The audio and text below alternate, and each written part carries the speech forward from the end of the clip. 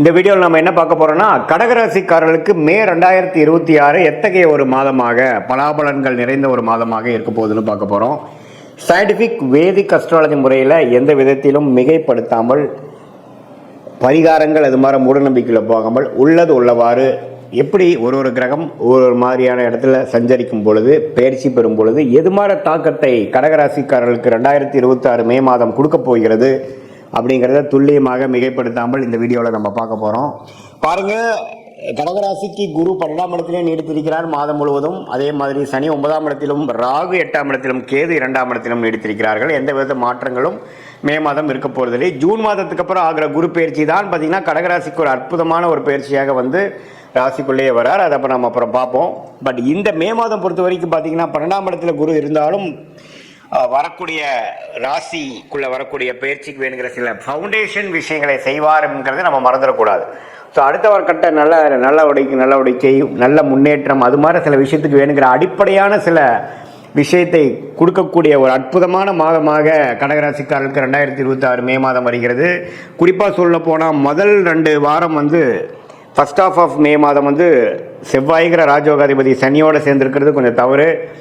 ஆனால் 3rd and 4th week second of of May மாதம் பாருங்கள், செவ்வாய்ங்கிற ஒரு 10ஆம் இடத்துல திக்பலம் பெறுறார். அதாவது நல்லா 10ஆம் இடத்துக்கு வந்து வரும்போது அருமையான விஷயம்.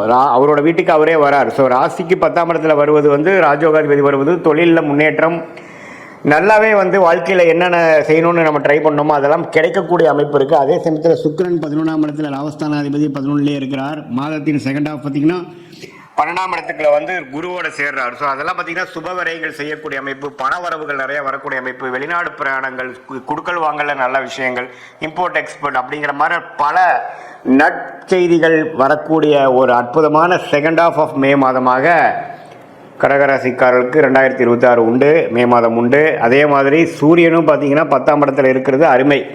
ஸோ மே மாதம் நம்ம என்ன எதிர்பார்க்கலாங்க சாமி, ஒரே வார்த்தையில் சொல்லுங்கன்னா முன்னேற்றத்தை எதிர்பார்க்கலாம். தொழிலில் மேன்மை, வேலையில் முன்னேற்றம், ப்ரொமோஷன் எதிர்பார்க்குறவங்களுக்கு கிடைக்கும். அதே சமயத்தில் நல்ல ஒரு அபிவிருத்தி, நல்ல சேஞ்சு, ஒரு ஜாப்லேருந்து இன்னொரு ஜாப் மாறுறது, மாணவர்களுக்கு நல்ல ஒரு ஃபோக்கஸு, நல்ல ஒரு ரிசல்ட்ஸு. அதே சமயத்தில் விளையாட்டுத்துறையில் இருக்கிறவங்களுக்கு நல்ல ஒரு அமைப்பு, மருத்துவத்துறையில் இருக்கிறவங்களுக்கு நல்ல பெனிஃபிட்ஸு, ரெகக்னிஷனு, மீடியா துறையில் இருக்கிறவங்களுக்கு நல்ல அமைப்பு, வெளிநாடு தொடர்பு இருக்கிறவங்களுக்கு நல்ல ஒரு கான்ட்ராக்ட், நல்ல ஒரு ப்ராஜெக்ட். அது மாதிரி கடகராசிக்காரர்களுக்கு இதுவரைக்கும் ராகு 8ல் இருந்து கேது 2ல் இருந்து ஒரு மாதிரி அப்ஸ் அண்ட் டவுன்ஸ் போயிட்டு இருந்து, குறிப்பாக ஃபர்ஸ்ட் ஹாஃபுமே பார்த்தீங்கன்னா ராஜயோகாதிபதி செவ்வாய் 9ஆம் இடத்துலேருந்து அப்பா விஷயங்கள், பூர்வீக விஷயத்தில் சில பாதிப்புகளை கொடுத்துட்டு இருந்தது. மே செகண்ட் வீக்லேருந்து பார்த்தீங்கன்னா நல்ல மாற்றங்களை கொடுத்து அடுத்த வரக்கூடிய குரு பயிற்சிக்கு ஒரு அற்புதமான ஃபவுண்டேஷன் பிளாட்ஃபார்மை கொடுக்கக்கூடிய ஒரு மாதமாக மே 2026 வருகிறதுங்கிறது நம்ம தெரிஞ்சுக்கணும். இது வந்து எல்லா டைம்லேயும் பார்த்தீங்கன்னா குரு 12லிருந்து விரயங்களை கொடுக்குற மாதிரி இருந்தாலும் அது நல்ல விரயமாக, சுப விரயமாக அல்லது அசுப விரயமானு பார்க்கும் பொழுது இது மாதிரி கிரக அமைப்பு வரும் பொழுது நல்ல ஒரு விஷயத்துக்காக டக்குன்னு ஒரு இன்வெஸ்ட்மெண்ட் பண்ணி அது மூலமாக பெனிஃபிட்ஸ் பெறக்கூடிய ஒரு அற்புதமான ஒரு காலகட்டமாக கடகராசிக்காரர்களுக்கு வருது. அதனால் கொஞ்சம் இதெல்லாம் கொஞ்சம் பார்த்து யூஸ் பண்ணிக்கணும். குறிப்பாக வந்து செகண்ட் ஆஃப் ஆஃப் மே மாதம் நீங்கள் நல்ல அமைப்பு பண்ணிக்கணும். இது பொதுவான பலனை தவிர உங்களுடைய ஜென்ம ஜாதகத்தில் நீங்கள் வந்து பிறந்த தேதி, பிறந்த நேரம், பிறந்த உரை கொடுத்து திருக்கணித பஞ்சாங்கத்தில் நம்ம ஜாதகத்தை போட்டு உங்களுக்கு என்ன நட்சத்திரத்தில் நீங்கள் பிறந்தீங்க, ஆயில்ய நட்சத்திரமா, பூச நட்சத்திரமா, புனர்பூச நட்சத்திரமா, அதே சமயத்தில் அந்த லக்னம் எந்த லக்னத்தில் பிறந்தீங்க, லக்னாதிபதி எப்படி இருக்குது, அந்த லக்னத்துக்கு எந்த மாதிரி யோகமான தசைகள் போய்கொண்டிருக்கிறது அப்படிங்கிறதெல்லாம் நம்ம பார்க்கும் பொழுது அது யோகமான திசையா, சுமாரான திசையா, இந்த கோச்சார் அமைப்பாகிய சனிப்பயிற்சி, குரு பயிற்சி இதெல்லாம் நம்ம இப்போ போயிட்டு இருக்கு இல்லைங்களா, அதெல்லாம் சேர்த்து வைத்து பார்க்கும் பொழுது கடகராசிக்கு எத்தகைய ஒரு அமைப்பு வந்து அடுத்து வரக்கூடிய ஷார்ட் டேர்ம் எப்படி இருக்குது, அடுத்து வரக்கூடிய 6 மாதம், 8 மாதம், 10 மாதம் எப்படி இருக்குது, எது மாதிரி திசையில் நம்மளுடைய வாழ்க்கை திரும்புகிறது, எது மாதிரி சாய்ஸ் நம்ம எடுக்கலாம், வேலை வாய்ப்பா, தொழிலா. சில பேர்த்துக்குலாம் பார்த்திங்கன்னா வேலைக்கு போகிறது தான் பெஸ்ட்டு, சில பேர்த்துக்கு பார்த்திங்கன்னா தொழில் பண்ணுறது தான் நேச்சுரலாக நல்லா வரும். ஸோ எது மாதிரி அமைப்புகள் அவங்க இருக்காங்க, எந்த பாவம் வந்து வலுத்திருக்கு, எந்த மாதிரி விஷயங்கள் வந்து இருக்குது, திருமணம் வந்து காதல் திருமணமா அல்லது அரேஞ்ச் மேரேஜா, எது மாதிரி டைமில் நடக்கும், லேட் மேரேஜில் மாதிரி நடக்கிற மாதிரி அமைப்பு இருக்கா அல்லது வந்து கொஞ்சம் ஏர்லியாகவே நடக்குமா.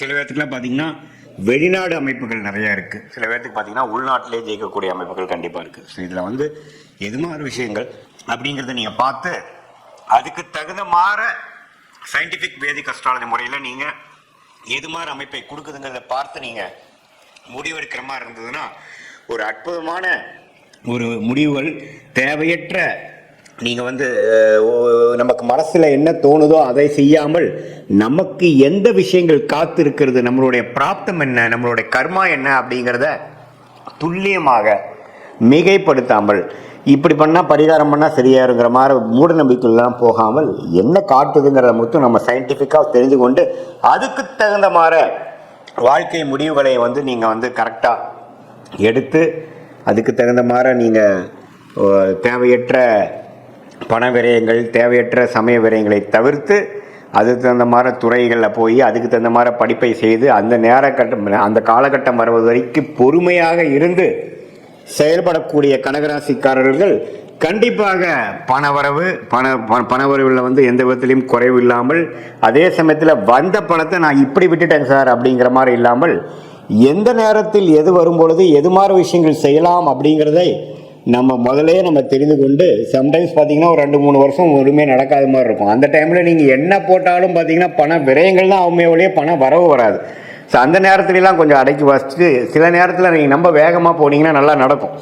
எந்த நேரங்கள் வந்து நமக்கு அருமையான நேரங்கள்ங்கிறதை தெரிந்து கொண்டு அதுக்கு தகுந்த மாதிரி நம்மளுடைய லைஃப் சிச்சுவேஷனை அமைத்து கொண்டு நம்ம முயற்சிகளை வந்து பிளான் பண்ணோம்னா தேவையற்ற சமய விரயங்கள், தேவையற்ற பண விரயங்களை தவிர்த்து நம்மளுடைய வாழ்க்கையோட குறிக்கோள் என்ன, எது மாதிரி விஷயத்தை நம்ம நோக்கிறோம், எந்த மாதிரி ரிலேஷன்ஷிப் நமக்கு வேணும், எந்த மாதிரி ப்ரொஃபஷன் நமக்கு வேணும், எது மாதிரி ஃபினான்ஷியல் கோல் நமக்கு இருக்குங்கிறதெல்லாம் தெரிந்து அதே சமயத்தில் நம்மளுடைய 12 பாவமும் நம்ம ஜாதகத்தில் குடும்பமாக இருந்தாலும் சரி, தனமாக இருந்தாலும் சரி, சொத்து விஷயமா இருந்தாலும் சரி, கடன், நோய், எதிரி, வம்பு வழக்காக இருந்தாலும் நம்ம ஜாதகத்தில் எப்படி காட்டுது, எந்த நேரத்தில் எது விஷயத்தில் நம்ம ஜாக்கிரதையாக இருக்கணும் அப்படிங்கிற விஷயத்தெல்லாம் நம்ம கவனமாக பார்த்து அதுக்கு தகுந்த மாதிரி நம்மளுடைய முன் எச்சரிக்கையோட முன் யோசனையோட நம்மளுடைய வாழ்க்கை முயற்சிகளையும் வாழ்க்கை செயல்பாடுகளையும் நம்ம செய்யும் பொழுது என்னன்னா, எப்படி ஒரு கூகுள் மேப் வந்து ஒரு மனிதனுக்கு ஒரு இடத்த விட்டு ஒரு இடம் போகும்பொழுது அது எப்படி வழிகாட்டுகிறதோ, எவ்வளோ கிலோமீட்டர் போகணும், எந்த இடத்துல திரும்பணும், எந்த மாதிரி இடத்துல டிராஃபிக் அதிகமாக இருக்குங்கிற மாதிரி விஷயங்களை தெரிந்து அதுக்கு தகுந்த மாதிரி நம்ம ட்ரிப்பை பிளான் பண்ணி நம்ம போகும் இடத்தை போய் சேர்றோமோ, அதே மாதிரி இந்திய வேத ஜோதிட அடிப்படையான சயின்டிஃபிக் வேதிக் அஸ்ட்ராலஜி முறையில் பார்த்திங்கன்னா துல்லியமான ஒரு நம்மளோட கர்மா பாத் என்ன அப்படின்னு தெரிஞ்சிட்டோம்னா அதுக்கு தகுந்த மாதிரி நம்மளுடைய ஆக்டிவிட்டீஸை அலைன் பண்ணிட்டோம்னா கண்டிப்பாக தேவையற்ற விரயங்களும் தேவையற்ற மன சங்கடங்களை அவாய்ட் பண்ணி தவிர்த்து வாழ்க்கையில் எளிதில் வெற்றி பெற முடியும் என்று சொல்ல விரும்புகிறேன். மீண்டும் மற்றொரு காணொளியில் சந்திப்போம். நன்றி, வணக்கம்.